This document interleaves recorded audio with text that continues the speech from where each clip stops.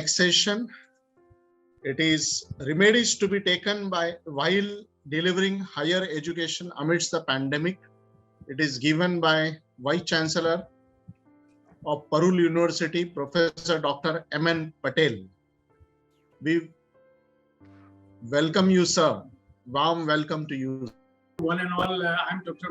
M.N. Patel, presently the Vice-Chancellor of Parul University in Vadodara in Gujarat. Prior to that, I was Vice-Chancellor of two big state universities of Gujarat, that is Gujarat University and Gujarat Technological University.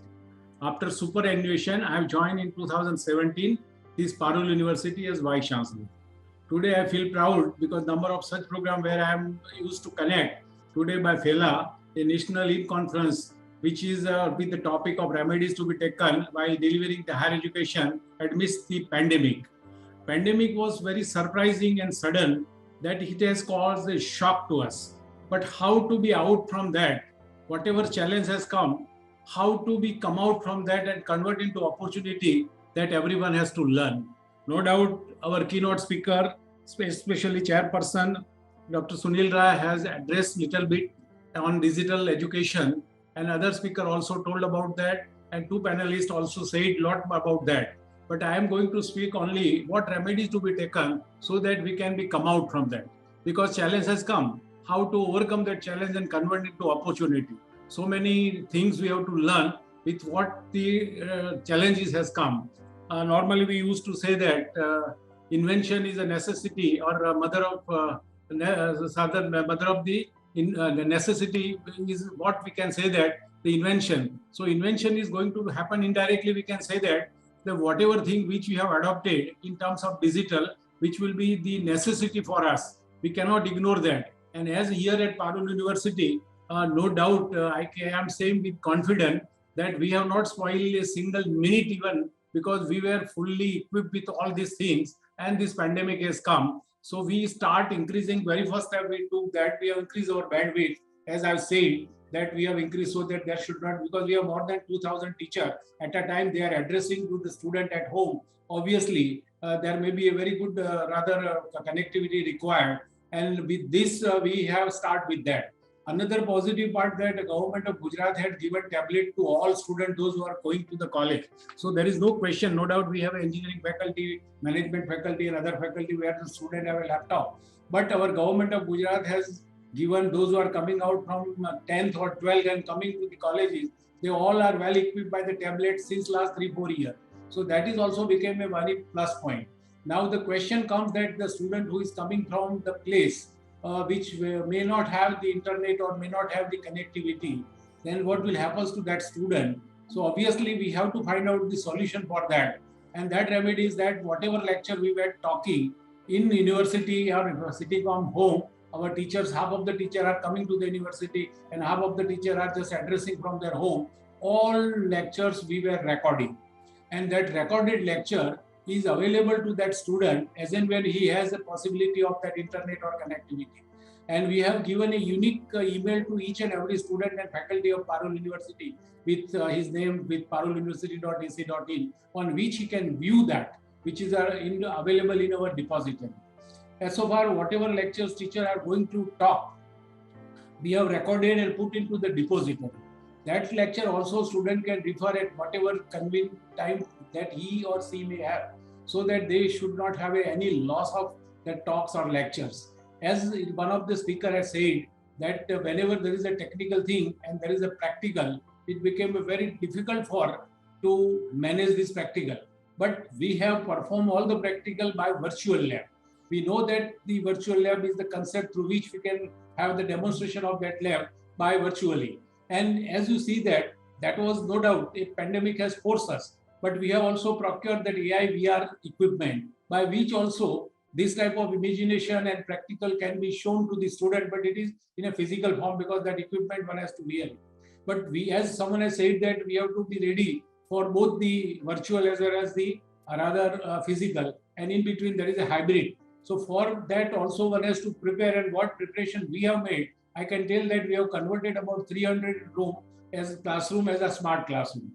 And so many classrooms where there is a big capacity, we have put up the interactive panels. so that as and when we come physically, it can be taken care of that. Because the third wave is almost on the verge of going, but we are not sure about that.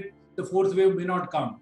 Whatever the effect of that, we should be prepared for that. And in that connection, we have not only created the classroom as a smart classroom, but on all around the wall, we have put up the charging point, because students have to come with the device, electronic device, maybe a laptop or tablet. They have to charge it. So for that also we have made the provisions. So by this way, as you know that the preparation we have to keep it, because this is the challenge. And normally we are saying that change, whenever it comes, we should accept it.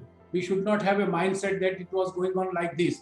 We are accepting the change, and we are saying that you cultivate your mind so that you can do best from your ability through this change. And like that way, all across the Parul University, because here we are talking about the remedy. So many my young, Vice-Chancellor, I am there running at 70, but other Vice-Chancellor may be young. I am a technical person, and I have learned a lot from the various university. And today also it's a good opportunity that along with all, we can exchange some of the suggestions, some of the best practice, which we can implement to our university, can be useful in the fraternity of our students. And as a result of that, what we happen, we have not skipped any of the examination, as it was a government directive that in between here you can promote them, but we have not promoted the single student. We have conducted the examination even during the pandemic by with various ways.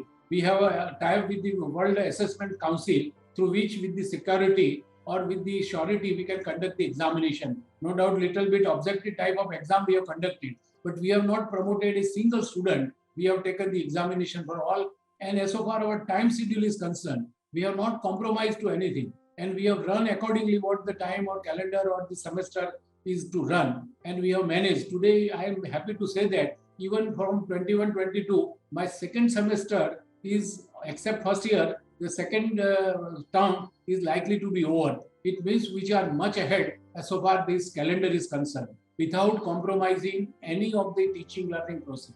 We have took the advantage of this digital learning, that in morning we were conducting the competitive exam and the gate classes and other classes pertaining to their students. Similarly, in the evening classes, we have started the continuing education program, and almost within this last 1.5 years, we have conducted, and it is going on in there in pipeline, more than 130 continuing education program, where we have given a lot of add-on to the students. They can feel very confident that they have learned beyond their subjects. So like that way, whatever the need, accordingly we have make a change, we have make a facility, we have created infrastructure, and I'm proud to say that admission is normally the problem to so many universities. No doubt problem with the private university and problem with state university are different. In a private university where management is proactive, immediately decision and action can be taken. But in state university where I work, I know that the permission is to be required from higher authority and so many things. So here in private, Parul University being a private university, it was easy for us to take the decision immediately. And now onwards, we have also said that each and every teacher has to create their own e-content, which can be shared at any time. As you know that we have a lot of lectures available on MOOCs or NPTEL. That also we are insisting corresponding student that at least you clear 1, 2, 3 during your semester, and whose credit we will transfer to our university too.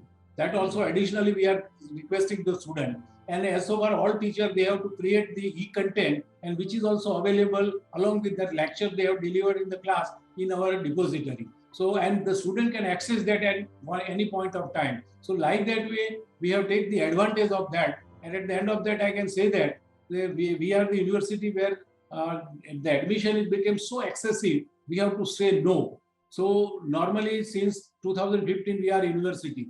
Used to have say about 5,000-6,000 admission every year in our about 21 faculty, where about I can have 30 colleges within the campus of 160 acres. But last year we have got 11,000 admission. This year we have got 17,000 admissions.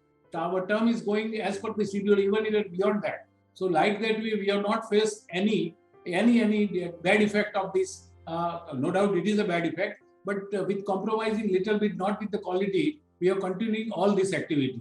And the digital is so advantageous, I can say that. Presently, I am connected at 3 points. One, I am connected with you. Another, where I am in the authority of environment impact by the various industries. that also going on, which I have also connected there. And third, that my continuing education program is going on, where also I have addressed. So like that way, this is the advantages that we became more efficient. But we have to create 3 devices. I have created 3 devices in my office. So at a time, 3 things I can operate. So like that way, we have to create the infrastructure so that the maximum output we can give to our students. So I think these are the things, these are the remedy one has to take so that we can give best to our student and we can work efficiently. Sometimes we cannot say that it is 100% yet it was in old time, but it is whatever the time change, we should change our mindset. We have to accept it and we have to do best of our ability, as I said, so that we can do best from that. Otherwise, we have heard that today morning, one of the case where all companies are permitting to work from home. Here also in that time when 50-50 was going on, we have allowed the student to work, teacher to work from home. That is there. But in one incident I just read from newspaper that one fellow, not from our university, it was from the company. He was associate to 7 company and he was working for 7 company to all together. But whenever that CPF has come in the notice, then it is found that the person is working at 7 places. Whether he is efficient or unethical, that I don't want to say. But our efficiency is definitely increased by this impact of the COVID. COVID is no doubt the bad thing as we say that. But I always thanks the COVID that lot of new learning which has taken place to people like me who has completed the life, even though I'm learning a lot every day. So my best wishes to FELA for arranging this type of national conference. And it is privilege for me to hear so many senior vice chancellor, those who have talked a lot about the impact on this assessment of higher education. And with that learning, we can adopt the new best practices to our university so we can serve the student fraternity in a better way. Over to you. Thank you, sir. Thank you so much for your wonderful thoughts.